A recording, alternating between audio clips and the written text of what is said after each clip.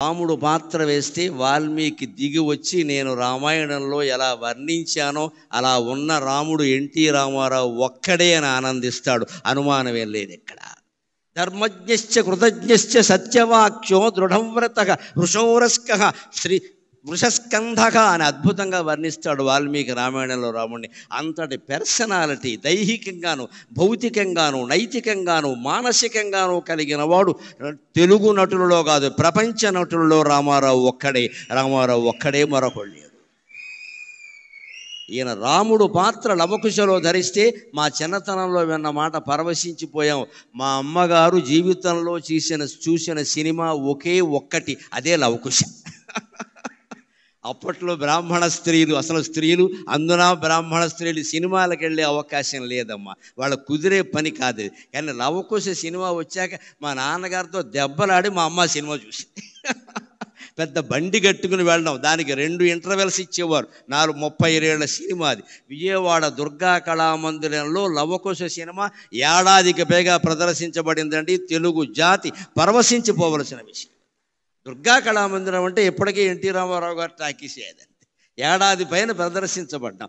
ఆ లవకుశలో ఉన్న రాముణ్ణి చూస్తే వాల్మీకి నేను 16 లక్షణాలు చెప్పింది ఇటువంటి వాడిని కదా. ధర్మజ్ఞశ్చ కృతజ్ఞశ్చ సత్యవాక్యో దృఢవ్రతః కోన్వస్మిన్ సాంప్రదంలోకి గుణవాన్ కశ్చ వీర్యవాన్ అని చెప్పానే నేను బాలకాండలో. ఆ లక్షణాలన్నీ మూర్తిభవించిన వాడు ఇంతకాలానికి ఆంధ్రదేశంలో పుట్టాడు రాని వాల్మీకి ఆయన ఆశీర్వదించాడండి. అందుకని అంతవాడయ్యాడు. అదే శ్రీకృష్ణ పాత్ర ధరిస్తే ఇక చెప్పవలసిన అవసరం లేదు. ఆ ఒయ్యారం, ఆ సొగసు, ఆ ఎక్కడ అవసరమైన చోట కాఠిన్యం, అవసరమైన చోట చిరునవ్వు. శ్రీకృష్ణుడు అంటేనే పెద్ద మాయ. రామో విగ్రహవాన్ ధర్మః. రాముడి జీవితం తెరిచిన పుస్తకం. రాముడు అధర్మం చెయ్యడు. మనకు తెలియక మాట్లాడుకుంటాం కానీ రాముడు అధర్మం చెయ్యడు. రాముని జీవిత చరిత్ర అంతా ముక్కుసూటిగా ఉంటుంది. శ్రీకృష్ణుడి ధర్మం కాదు, అలా ఉండదు. లీల, శ్రీకృష్ణ లీల. లీల అంటే అర్థం ఏమిటి? కర్మ అంటే అర్థం ఏమిటి? ఆనందం కోసం చేసేది కర్మ, ఆనందంగా ఉండి చేసేది లీల. అది శ్రీకృష్ణ అవతారం ధర్మం. మనం ప్రతి పని ఆనందం కోసం చేస్తాం కాబట్టి మన కర్మ మనం అనుభవించాలి, మంచి అయినా చెడ్డైనా. తాను స్వయంగానే ఆనందో బ్రహ్మేతి వ్యజానాత్ ఆనందాదేవ కల్విమాని భూతాని జాయంతే ఆనందేన జాతాని జీవంతి ఆనందం ప్రయంజభిషం విశంతీతి అని వేదం చెప్పినట్టుగా ఆనంద స్వరూపుడై ఉండి పరమాత్మ కర్మలు చేస్తాడు. కాబట్టి శ్రీకృష్ణావతారం తర్వాత పరమాత్మ అనుభవించవలసిన కర్మఫలాలు ఏమీ లేవు. ఇది పౌరాణిక రహస్యం. రాముడు చేసినటువంటి కొన్ని పొరపాట్లు, తప్పులు, ఒప్పులు ఏమున్నా వాటిని కృష్ణావతారంలో అనుభవించాల్సి వచ్చింది. కానీ శ్రీకృష్ణ పరమాత్మ చేసింది ఏది అనుభవించాల్సి రాలా. ఎందుకంటే రాముడు నేను మనిషిని ఆత్మానం మానుషం మన్యే రామం దశరథాత్మజం అన్నాడు. నువ్వు దేవుడు అయ్యాను ఋషులు చెప్పినా సరే నాకు అవన్నీ తెలియదండి.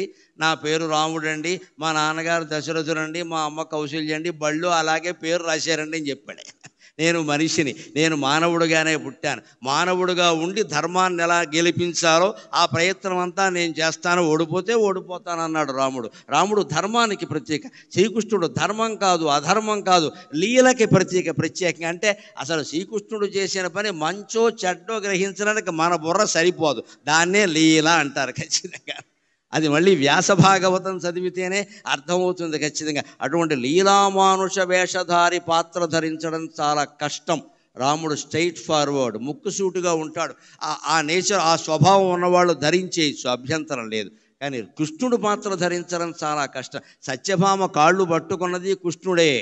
రుక్మిణి చేత, తల్లి సత్యభామ చేత రుక్మిణి కాళ్ళు పట్టించింది కృష్ణుడే. ఇంత నేర్పు ఉండాలంటే మరొకడికి సాధ్యమా?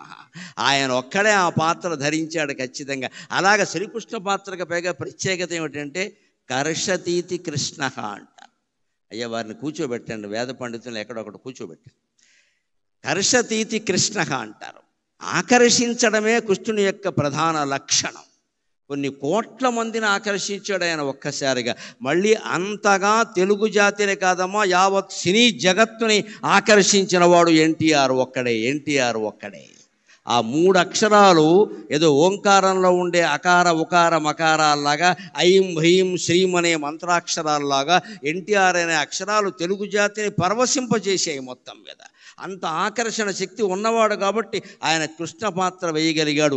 మనకి తెలియకపోవచ్చు కానీ ఏదో ఒక ఉపాసన లేకుండా అటువంటి పాత్రలు వేయడం సాధ్యం కాదండి. ఆయన రాముడు కృష్ణుడే కాదు, పౌరాణిక చిత్రాల్లో ఏ పాత్ర ధరించినా ఉపవాసం ఉండేవాట ఖచ్చితంగా. మాంసాహారం తినేవాడు కాదు, అలవాటైన మనిషి అయినా తినేవాడు కాదు, నేల మీదే పడుకునేవాడు. ఆయన ఇష్టదైవమైన వెంకటేశ్వర స్వామిని ధ్యానించేవాడు. ఆ కారణంగా ఆయనకు అనుగ్రహం పుష్కలంగా కలిగింది. ఆ పాత్రలో ఆయనే జీవించాడు. అందుకే ఆయన కృష్ణ పాత్ర ధరిస్తే నా అభిప్రాయం ఏమిటి అంటే, శ్రీకృష్ణుడౌచు వశీకరణము చేయ వ్యాసుండు నిన్ను చూడవచ్చు నిజము. నేను చిత్రించినటువంటి కృష్ణ పరమాత్మ, నేను కళ్ళతో దర్శించిన పరమాత్మ మళ్ళీ పుట్టాడు తెలుగునాట అని వ్యాసుడు నిన్ను చూడ్డానికి వస్తాడయా? ఖచ్చితంగా అంటున్నాను. ఇంకో మాట, ఆయన భీష్మ పాత్ర నటించడం నిండు వయస్సులో, ఇంకా ప్రౌఢ వయస్సు కూడా కాదు, యవ్వనం దాటిన వయస్సులో నటించడం చాలా చిత్రమైన విషయం అది. ఆ పితామకు పాత్ర యవ్వనమునదాల్ప గంగమ్మ పుత్ర శోకమ్ము దీరే. భారతంలో ఒక రహస్యం ఏమిటంటే, అర్జునుడు కూడా చనిపోయాడు, మళ్ళీ పుట్టాడు. అభిమన్యుడు చనిపోవడం కాదు, అర్జునుడు కూడా చనిపోయాడు, ఖచ్చితంగా చనిపోయాడు. అశ్వమేధ పర్వం చదువుకుంటే తెలుస్తుంది. పైగా ఎవరి చేతుల్లో చనిపోయాడో తెలుసా? దారుణం, కొడుకు చేతుల్లో చనిపోయాడు. ఎవరా కొడుకు? చిత్రాంగదికి పుట్టినవాడు బభ్రువాహనుడు. బభ్రువాహనుడు అర్జునుడిని చంపుతాడు యుద్ధంలో. ఆ యుద్ధం ఆయన కొందెచ్చుకున్నాడు అర్జునుడు. అర్జునుడు పూర్తిగా బతికి లేడండి, చచ్చిపోయి మళ్ళీ పుట్టాడు. ఎవరి వల్ల పుట్టాడు? ఉలూపి నాగకన్య మంత్రం వేసి బతికించింది. ఈ కథకి మూలం ఏమిటంటే, ఇది ఎందుకు ఇలా జరిగింది, అర్జునుడు లాంటి వాడికి కూడా చావు ఏమిటి, మళ్ళీ పుట్టడం ఏమిటి, ఎందుకు జరిగిందంటే, ఎవరి కర్మ వారు అనుభవించాల్సిందే. భీష్ముడిని చంపిన విధానం ఎవరికి నచ్చినా ఎవరికి నచ్చకపోయినా, చివరికి భీష్ముడికే నచ్చినా గంగాదేవికి నచ్చలేదు, కన్న తల్లి కదా. మా అబ్బాయిని అన్యాయంగా చంపారు, 257 సంవత్సరాలు పెళ్లి చేసుకోకుండా, తోడు నీడ లేకుండా, కష్టసుఖాలు చెప్పుకునేందుకు మనిషి లేకుండా రాజ్యత్యాగం చేసి బతికిన వాడిని శిఖండిని అడ్డం పెట్టుకుని చంపుతారా? నా కొడుకు చావుకి కారణమైన వాడు కొడుకు చేతుల్లోనే చనిపోతాడు అని గంగమ్మ శాపం ఇచ్చిందండి. ఇది భారతంలో ఉంటుంది ఖచ్చితంగా. ఆ శాపం అమలైంది. పాండవులు జయించారన్న పేరే కానీ పొందిందేమీ లేదు. ఇక్కడ మన తెలుగులో కూడా ఒక సామెత, పాండవుల ప్రభుత్వం వచ్చాక మొదటి బడ్జెట్ అంతా కౌరవుల తద్దినాలకు సరిపోయింది. స్పీకర్ గారు ఉండగా చెప్పుకోవలసిన మాట. ధర్మరాజు గారి స్థానంలో ఆర్థిక మంత్రి ఎవరున్నారో కానీ వారు ప్రవేశపెట్టిన బడ్జెట్ అంతా కౌరవుల తద్దినాలకు సరిపోయింది. అందుకని తెలుగులో సామెత, పాండవుల సంపాదన అంతా కౌరవుల తద్దినాలకు సరిపోయిందని. ఏమి సాధించావు నువ్వు ఇక్కడ? ఊరికే గెలిచామన్న పేరు. కానీ అది కూడా అశ్వమేధ పర్వం వచ్చాక మళ్ళీ అశ్వమేధ యాగం చేద్దామని అర్జునుడు బయలుదేరితే అనేక రాజ్యాలకి పంపిస్తారు. అశ్వమేధం లవకుశలో కూడా ఉంది, తెలుసును కదా, పంపిస్తారు. గుర్రం ముఖం మీద ఒక పలకం ఏర్పాటు చేస్తారు. ఎవరైనా మా సామ్రాజ్యాన్ని అంగీకరించిన వాళ్ళు ఉంటే మా రాజుతో యుద్ధం చేయండి అంటారు. అందరూ అంగీకరించారు, దానికేమి ఇబ్బంది లేదు. కౌరవులనే జయించిన వాళ్ళు మిగిలిన వాళ్ళని జయించరా? బభ్రువాహనుడు పాపం వినయ సంపన్నుడు, ఒక్కొక్కడు కష్టాలు కొని తెచ్చుకుంటాడు. అర్జునుడు అంటే అలా ప్రవర్తించాడు. అక్కడ కర్మ, ఎందుకంటే గంగమ్మ శాపం, ఆ బుద్ధి అలా పనిచేసింది, బుద్ధి కర్మానుసారం. ఆయన ఎదురొచ్చాడు, తండ్రిని తెలుసు, చిత్రాంగదగా పుట్టాడు ఆయన. తండ్రిని తెలుసు, నాన్నగారు మీరు వచ్చారు సంతోషం, మీతో నాకు యుద్ధం ఏమిటి, ఇదిగో మంగళహారతి పళ్ళెం పట్టుకుని నేను వచ్చాను, నా రాజ్యమే మీది, మీరు పరిపాలించుకోండి హాయిగా అంటే అర్జునుడు నోట వచ్చిన మాట ఏమరాయ్, క్షత్రియపుత్రుడివి కాదురా, యుద్ధం చేయకుండా లొంగిపోతున్నావా, నువ్వు నా కుమారుడని చెప్పుకుందుకు నాకు అవమానం ఉందిరా, దా యుద్ధానికి రా అన్నాడు. పని కట్టుకుని తెచ్చుకున్నాడు. వాడు భయంకరమైన యుద్ధం చేశాడు. 2 దెబ్బలతో అర్జునుడు లేచిపోయాడు. అది లెక్క. కాలం కర్మం కలిసి రాకపోతే అర్జునుడైనా ఒకటే, మరెవరైనా ఒకటే ఇక్కడ.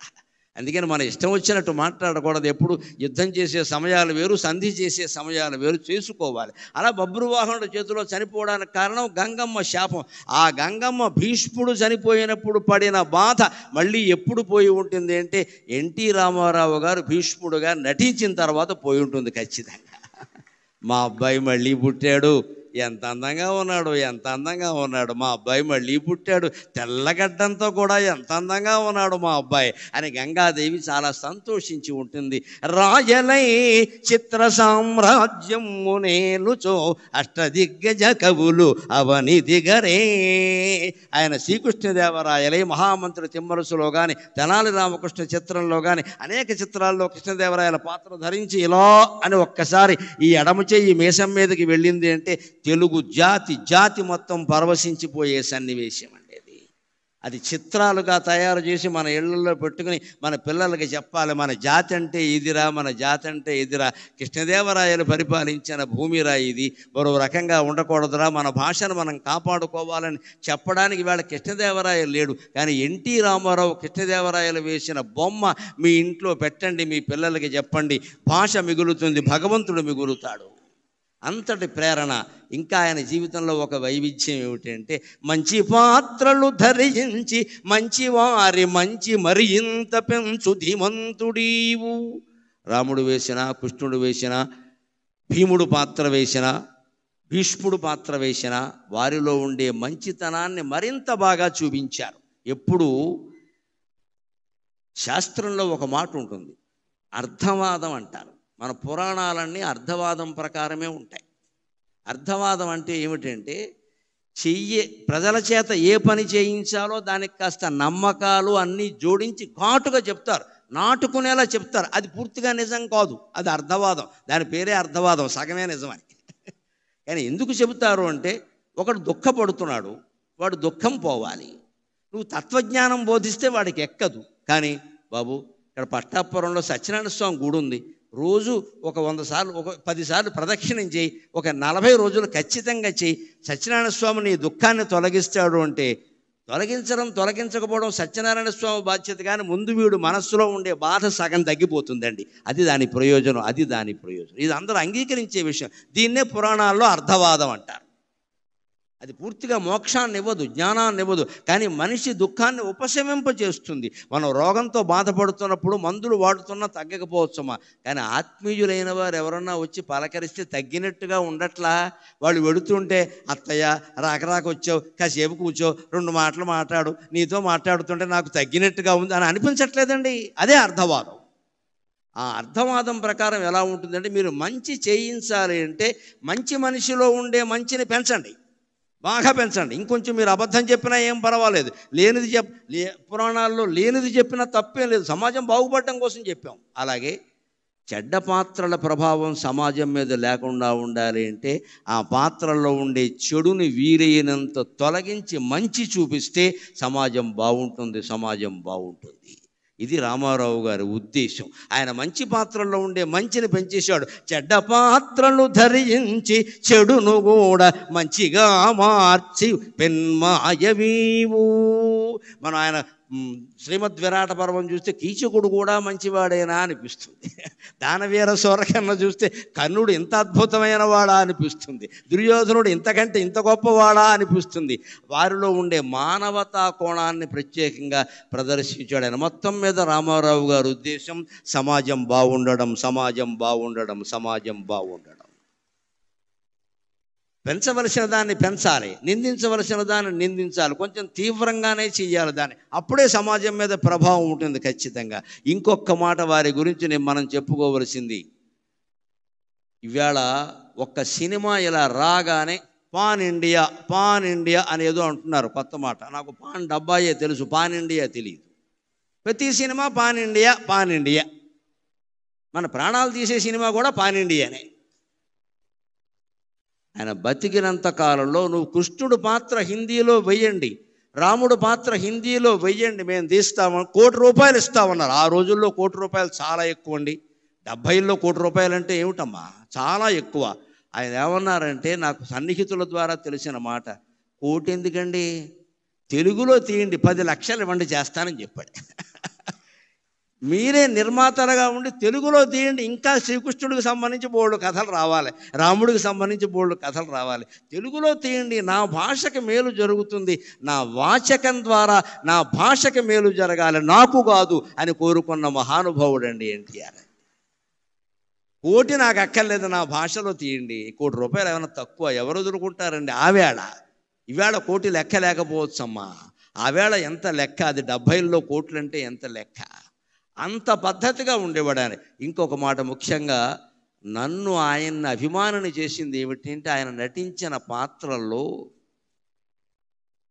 ఎవరికి తల వంచకు, ఎవరిని యాచించకు, గుండె బలమే నీ ఆయుధం, నిండు మనసే నీ ధనం.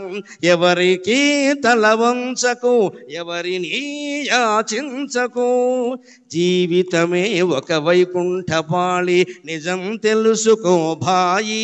జీవితమే ఒక వైకుంఠపాళి, నిజం తెలుసుకో భాయి.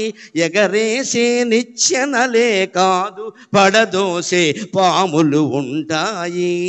చిరునవ్వులతో విషవలయాలను ఛేదించి ముందుకు పోవోయి, ఛేదించి ముందుకు పోవోయి. ఎవరికి తల వంచకు, ఎవరిని యాచించకు. ఇది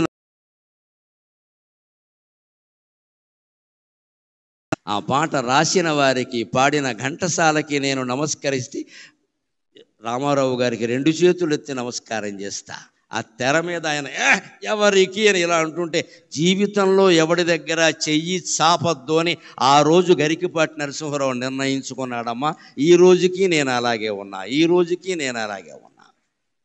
నాకు చెయ్యి చాపాల్సిన అవసరం రాకుండా చేసింది కూడా ఆయనే, నిజం చెప్పాలంటే. ఆయన ఆశీర్వచనం కానీ అభినందన కానీ సామాన్యమైంది కాదండి. చిత్తశుద్ధి కలిగిన మహానుభావుడైన. లోపలోటి పైకోటి మాట్లాడే రకం కాదు. ఎవరితో తగద వచ్చినా సరే ఉన్నదొన్నోటి చెప్పేస్తాడు, అంతే లెక్క. నచ్చలేదంటే నచ్చలేదంతే.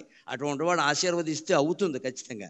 నటన చేసేవాళ్ళు ఆశీర్వదిస్తే అవ్వదు, నిజాయితీగా బతికేవాడు ఆశీర్వదిస్తే అవుతుంది ఖచ్చితంగా. నేను ఆయన తెలుగు విశ్వవిద్యాలయం పెట్టినప్పుడు, ఆయన తెలుగు విశ్వవిద్యాలయం స్థాపించినప్పుడు ఆయన ఏం చెప్పారంటే, ఈ విశ్వవిద్యాలయం నా మానస పుత్రిక అన్నారు ఆయన. నా మానస పుత్రిక. 85లో స్థాపన చేశాక 87లో మొట్టమొదటిసారి ఎంఫిల్ బ్యాచ్కి ప్రవేశాలు కల్పించారు. రాష్ట్రం అంతా ఉన్న వాళ్ళందరూ ఎంఫిల్ ప్రవేశ పరీక్ష రాశారు. నేను అప్పటికే 84లో ఎంఏ ఉస్మానియా విశ్వవిద్యాలయం ద్వారా మామూలు ప్రైవేటుగా చదువుకుని నేను ఉత్తీర్ణుడిని అయ్యాను. ఎంఫిల్ ప్రవేశ పరీక్ష పెట్టగా నేను పీహెచ్డీ చేద్దాం, చేస్తే యూనివర్సిటీ ఉద్యోగం ఏదో వస్తుందంటున్నారు, ఈ మామూలు ప్రైవేట్ స్కూల్లో మాస్టర్గా ఏం బతుకుతామని ఓ ప్రయత్నం చేశా. ఏం పెద్దగా ఏం తయారవలా, ఊరికే ఏదో అడుగుతారన్నారు. ఎవరు చెప్పిన వాళ్ళు కూడా ఎవరు లేరు, ప్రత్యేకించి ఏం అడుగుతారు. 4 ప్రశ్నలు ఉంటాయి, 4 పాతికలు 100 అన్నారు ఆయన. మేము వెళ్ళాం, ఊరికే రైల్లో పడుకుని వెళ్ళాను స్లీపర్ కోచ్లో.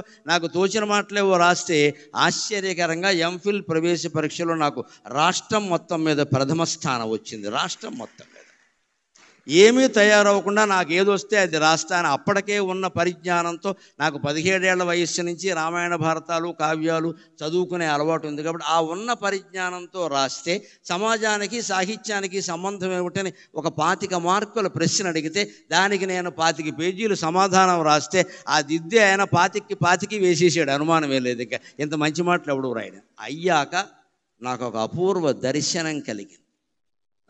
నేను ఆయనకి ఎంత గాఢాభిమానిని అంటే, కోడలు దిద్దిన కాపురం ఆయన 100వ చిత్రం కదండి, 100వ చిత్రం, 200ల చిత్రం. కోడలు దిద్దిన కాపురం 200ల చిత్రం. అప్పటికి నేను చిన్నకురాండి. కానీ నాకు ఎంత పిచ్చి అంటే, మనం ఎన్టీఆర్ అంటే అభిమానం ఇలా ఉంటే అలాగా అని.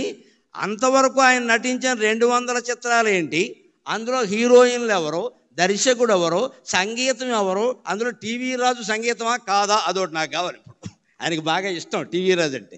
టీవీ రాజు గారి సంగీతమా కాదా, ఇలా ఒక పట్టిక తయారు చేసి ఆ 200 పెద్ద బాటనీ రికార్డు, సైన్స్ రికార్డు లాగా 200 సినిమాలది. ఇంత చేసిన వాడిని ఎప్పుడైనా ఆయన దొరుకుతాడా, ఆయనకి చూపించి మీకోసం మీ అభిమానంతో నేనంత చేశాను అంటే ఆయన దర్శనం నాకు దొరకలేదు. కానీ అపూర్వంగా దొరికింది. నా ప్రతిభ ప్రదర్శింపబడ్డాక ఆయన పిలిచి నన్ను మెచ్చుకునే అవకాశం వచ్చిందండి. పిలిచి మెచ్చుకునే అవకాశం. ఎంఫిల్లో 87వ సంవత్సరంలో నేను సర్వప్రథమ స్థానం సాధించాక చేకూరు రామారావు గారిని ప్రొఫెసర్ ఉండేవారు అప్పుడు, మహానుభావుడు, ఇప్పుడు కీర్తిశేషుడు. ఆయన ఏమయ్యా గరికిపాటి, నీకు తెలియదు, చిన్న కొరాడవి, రాష్ట్రం మొత్తం మీద ఫస్ట్ ప్రైజ్ వచ్చిందయ్యా, తెలుగు విశ్వవిద్యాలయానికి మొదటి బ్యాచ్ మొదటి విద్యార్థి నువ్వే వినాయకుడివి అన్నాడు ఆయన. అని నీకు రామారావు గారిని చూడాలని ఉన్నారు, జీవితంలో అంతకంటే భాగ్యం ఉంటుందా అన్నాను. చూడాలి, అయితే వెళ్ళవయా అన్నారు. అక్కడికి వెడితే మన నారాయణ రెడ్డి గారు, దొణప్ప గారు లాంటి మహానుభావులు ఉండగా ఆయన పిలిచి నాకు అడ్మిషన్ సర్టిఫికెట్ చేతిలో పెట్టి, నరసింహారావు గారు, ఆయన గంభీరమైన గ్రాంధిక భాష కదా, నరసింహారావు గారు మీరు ప్రథమ స్థానం సాధించారు ప్రవేశ పరీక్షలో, ఎంఫిల్ పట్టాల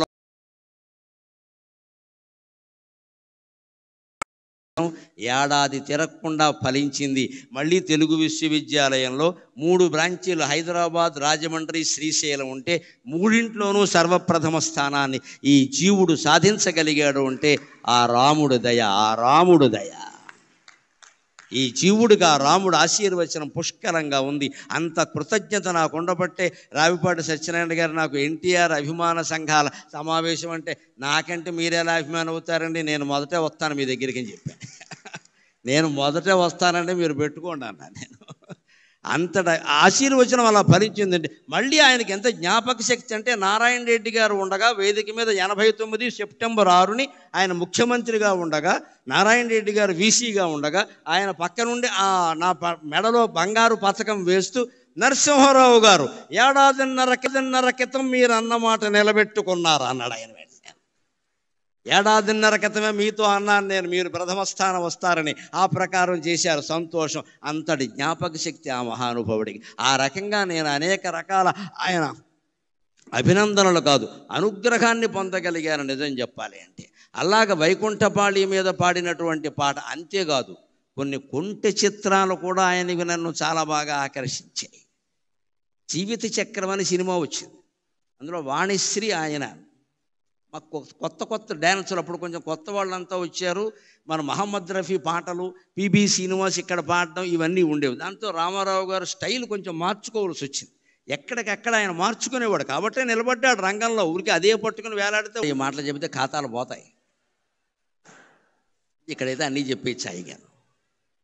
తాడేపల్లిగూడెం కృష్ణా బాలాజీ టాకీస్లో జీవిత చక్రం సినిమా చూడడం కోసం కాలేజీ గడుతున్నామని ఇంటి దగ్గర అబద్ధం చెప్పి 8:30కే వచ్చేసి అక్కడ రిజర్వ్ టికెట్ కోసం చెయ్యి విరగొట్టుకున్న వాళ్ళు నేను ఒకన్నాను. భారతిలో గుమ్మడి గారు, నరసింహారావు గారు, మేము మీ పద్యాల కోసం వచ్చాం అన్నారు. సరేనండి, మిమ్మల్ని సంతోషపెడతానులేండి అన్న. నేను వేదిక ఎక్కాక నాగేశ్వరరావు గారు ఉండగా, నేను ఈ సభకి రావడానికి కారణం ఏమిటంటే నాగేశ్వరరావు గారికి క్షమాపణ చెబుదామని వచ్చాను నేను అన్నాను. ఆయన కూడా ఆశ్చర్యపోయి చూశాడు. ఏమి నాకు చెప్పే క్షమాపణ అంటే, మేము మా రామారావు గారి మీద ప్రేమతో మీ పోస్టర్ల మీద పేడ వేసామండి, అందుకని చెప్పడానికి వచ్చాను. మా అభిమానాలు అలాగే ఉండేవి, అనుమానం. ఎందుకంటే మా కోపం ఏంటంటే, మా బాధ మాకు ఉంటుందండి. అభిమానం అంటే అభిమానమే, ఇంకా అక్కడ ధర్మాధర్మాలు ఉండవు అక్కడ. పైగా మా వయసు ఏంటి, ఏమన్నా 70 ఏళ్ళ, 20 ఏళ్ళు కూడా లేవు. మేము మా రామారావు గారు కృష్ణుడు వేశాడు, శ్రీకృష్ణ విజయం అని సినిమా ఎంఎస్ రెడ్డి గారు తీశాడు, కౌముది ఆర్ట్ పిక్చర్స్. రామారావు గారు కృష్ణుడు, మహోదరుడు అని విలన్ పాత్ర ఎస్వి రంగారావు వేశాడు. ఒక చిన్న నాట్యం కోసం ఎల్వి జయలక్ష్మిని పిలిపించారు, స్వర్గాన్ని నుంచి దించినట్టు. జయలలిత సత్యభామ వేసింది, దేవిక రుక్మిణీదేవి పాత్ర వేసింది, కాంతారావు గారు నారదుడు వేశాడు. ఇంత గొప్ప క్యాస్టింగ్ ఉండే సినిమా ఆడకుండా పోయింది. మరి మా కడుపు అంటదా? ఎందుకని? దసరా బుల్లుడు కారణంగా పోయింది. అప్పుడు దసరా బుల్లోడు వచ్చింది సంక్రాంతికి, దసరా బుల్లోడు కారణంగా మా సినిమా ఆడలేదు. అది నాగేశ్వరరావు గారు అయితే, నాగలోకపతి అయితే మా సినిమా ఆడలేదు. మా బాధ మాది. అందుకని మాకు ఎలా ఉండేదంటే పేట చేసేవాళ్ళం అంతే. అందుకని నేను మొహమాటం లేకుండా తర్వాత ప్రవచనాలన్నీ మొదలుపెట్టాక తప్పు ఒప్పుకుంటే పాపం పోతుంది కదా, ఎందుకు వచ్చింది అని నాగేశ్వరరావు గారి సన్మాన సభలో నేను ఇది ఎందుకు వచ్చానంటే మీకు క్షమాపణలు చెప్పడానికి వచ్చానండి. రామారావు గారి మీద అభిమానమే తప్పితే మీ మీద మాకేమి ద్వేషం లేదండి. మీరు మహానటులు, దానికే ఉంది, కానీ మా కోపంతో మేము చేసేవాడిని. నిజం చెప్పారు కదండి, ఇంకెందుకు ఉంటాయి పాపాలండి అన్నాడు ఆయన. పైగా అప్పుడు ఆయన చెప్పారు, మా అభిమానులు తక్కువ వాళ్ళు ఏం కాదండి, వీళ్ళిద్దరూ కొట్టుకు తెచ్చారు లోకంలో, మేమిద్దరమే దెబ్బలాడుకోలేదండి, మా అభిమానులు రకరకాలుగా ఉన్నారంట. ఎప్పుడు మహానటుల గురించి మనం ఏదో అనుకుంటాం కానీ ఎన్టీఆర్, ఏఎన్ఆర్ ఎప్పుడు సూర్య చంద్రుల్లాగా తెలుగు సినీ ఆకాశంలో వెలుగుతూనే ఉంటారండి, వెలుగుతూనే ఉంటారు.